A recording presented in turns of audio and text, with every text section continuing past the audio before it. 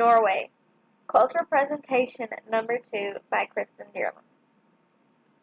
In this slideshow, you will see many things that Norwegians are faced with in the difficult tasks, environmental pressures that they are challenged with. I have attached 3 photos of what the environment looks like in Norway for the audience to get a better idea. Starting line, 1900 through 1920. I've listed 6 key components that happened during the 20-year time frame. Norway was extremely poor during this time. Lifestyle was not easy. Only the strong could survive and not the weak. If you're willing to give up and not work hard for practically a piece of bread, then you weren't going to survive. 750,000 Norwegians resettled in the United States of America and Canada. This by far wasn't the first migration, but it definitely left a time frame in history. In 1905, a constitutional referendum was held. During this time, Oslo was declared the national capital of Norway. 8 years later down the road, also known as 1913, was a time when Norwegian women were the first European women to vote. That is just a tremendous time frame in history. 7 years later down the road, 1920, Norway joined the League of Nations. At this time, the League of Nations was new. Therefore, according to Lonely Planet, Norwegians were timid and shy to join the nation of leagues. 1920 Innovations and Downfalls. I have attached 3 photos that will help give a better understanding to just how important these 6 key components are. A 1920 innovation was the development of factory ships. This gave us the ability to process whales, increase our whaling opportunities, and increase our trading. Not only the trading in whales, because whales were used for their skin and their meat, but this also gave trading to other countries. They were able to go long and haul many things on these large factory ships, as shown in the top left picture. This wasn't one of the first ships. I had to do a lot of extensive research, and I still couldn't find the first ship. But this gives you a basic knowledge of what the ships looked like during that time frame of the 1920s. But a downfall in the 1920s was the late Great Depression. This led to 42% unemployment. That is a crazy amount even today. War in Norway. According to Lonely Planet, the 1930s fascism leaked through Norway. Germans invaded Norway April 9, 1940. This caused a major exile for the royal family. They had to run and hide to go away from death. 6 southern towns were burnt. Thousands were scarred for life. 630 Norwegian Jews were ordered to concentration camps. And if you don't know what a concentration camp is, it is possibly one of the worst deaths to experience. Germans can put you in gas chambers, they can cut off your limbs, and they can kill you immediately. It's basically however they want to torture you until you eventually pass. The nickname for the war was called Blodovin, meaning bloody road, or blood road. This just shows you how gruesome each and every one of our men had to go through and the challenges they were faced. And I have attached photos for the audience to get a better understanding of just how life was during the 1930s and 40s. City houses in Norway. I have attached 3 photos. As you notice, each photo has a different characteristic. There are 6 key components of the houses that are built in the city for Norwegians. First off, they're built from wooden panels and slate roofing. They're painted with vibrant colors. Norwegians don't care for dull colors on houses. They would rather have something bright and pop, according to LJ in the Norwegian houses. Some of these colors range from blue, red, or yellow. But a very popular color, which is basically the main purpose of these houses, is the white color. In these houses, the rooms are peculiar, mainly because they are small. As you can tell in these photos, there are a lot of rooms, but they're not very large. The roofs are also very steep. This is mainly for snow. Because of the environmental pressures, when it snows in Norway, they don't just get 1 or 2 inches. They get 6 to 9 to 12 inches.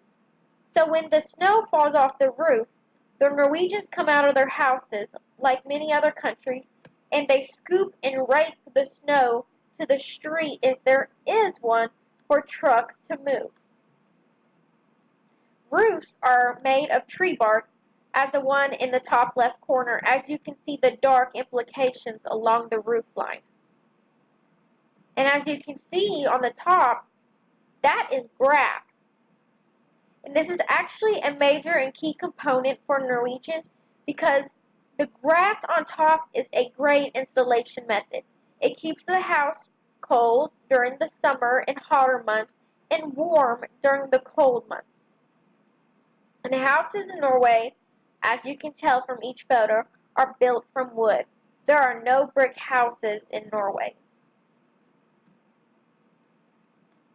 Royal housing.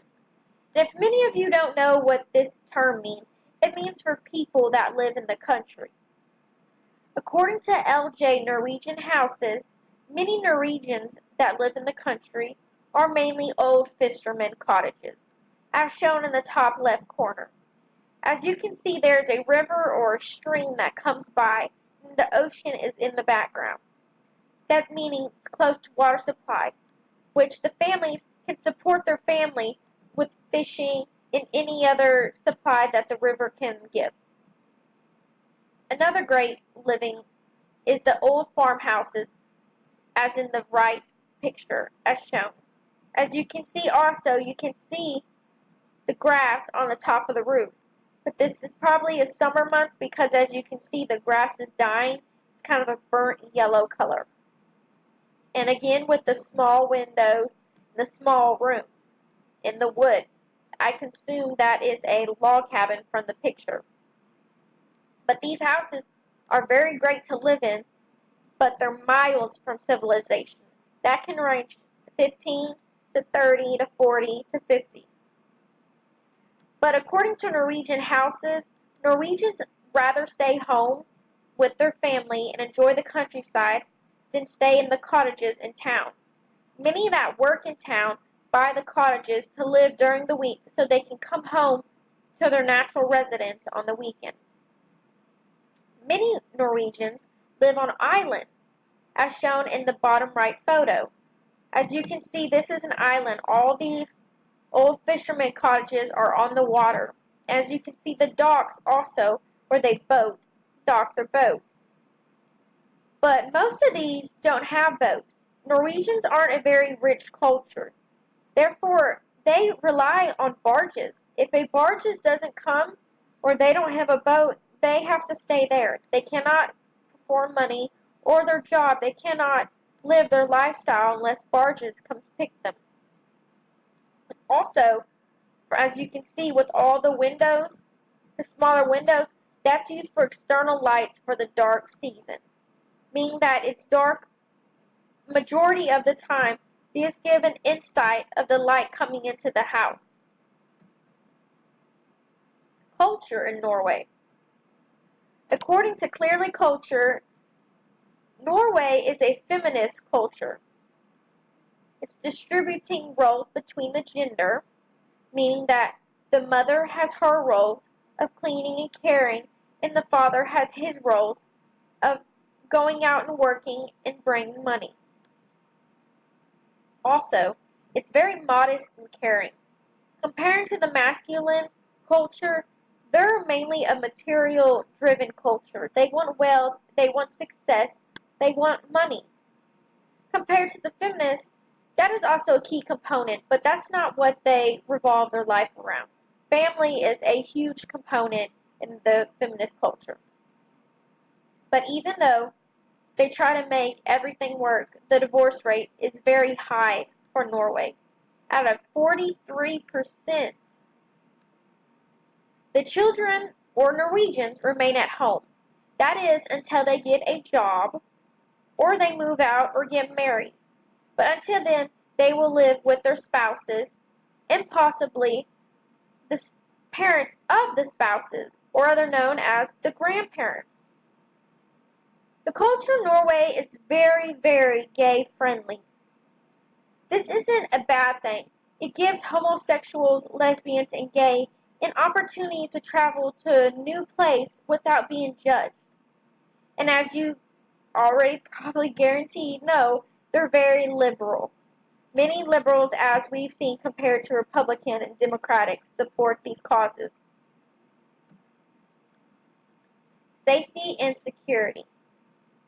I've put 3 photos to give an idea of just how Norway is. But as you can see, there's many different characteristics. You have a very actually expensive car, a Lexus to be exact. Then you have policemen horseback, and then you have them standing. But if you notice, not one of these have guns. I will describe that later on this slide. According to Crown Foreign Travel Advice, crime levels are low in Norway. The only possible threats that are actually life-changing and could be threatening is in the Oslo, the national capital, airport. These aren't, most of the time, you aren't threatened with guns or knives. They just little thieves. They want to steal your purse and your money and your credit cards. In Norway, another safety precaution is the hygiene standard enforced. Norwegians are very particular about how clean they stay. As I said earlier, police don't carry guns. And what I think is very neat is the unified police force, meaning that there's only one police force, not 5 or 6 or 7 or possibly 10. You dial 112. But according to Crown Foreign Travel Advice, you don't call the police unless you're hurt, injured, or possibly dead. And another big thing I saw that was very interesting was that the speed limits are extremely low in Norway. Although that can be a major contribution to running late, it can also be a large contribution to saving lives. Laws for Americans. I posted 2 photos and 3, and each they might not necessarily come against the laws, but it's more for tourism to give a better idea for Americans of just how many of our citizens go and visit this romantic and expenditure place. For Americans, though, you don't get special treatment. You are treated as a citizen. You are subjected to the local laws. You can be expelled, arrested, or even imprisoned. But just because you're foreign, that doesn't mean you can give them your passport and all is well. Your passport cannot protect you from laws according to the U.S. passports and international trade. All that tells the police is that you're foreign and that you are not from Norway nor a Norwegian. Language barriers.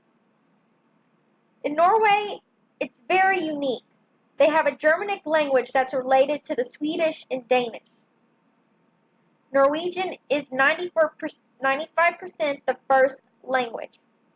And as surprising as it may be, English is the mandatory foreign language. In the schools, Norwegians have to learn English, mainly for tourism or for careers. And I have listed 3 of basic language. As you can see, they're very different in their spelling compared to ours, and I will do my best to pronounce them. Unskidly means pardon me. Snakker du engelsk means do you speak English? Jeg forstår ikke means I don't understand. The greeting etiquette for Norway is very particular in many ways. When you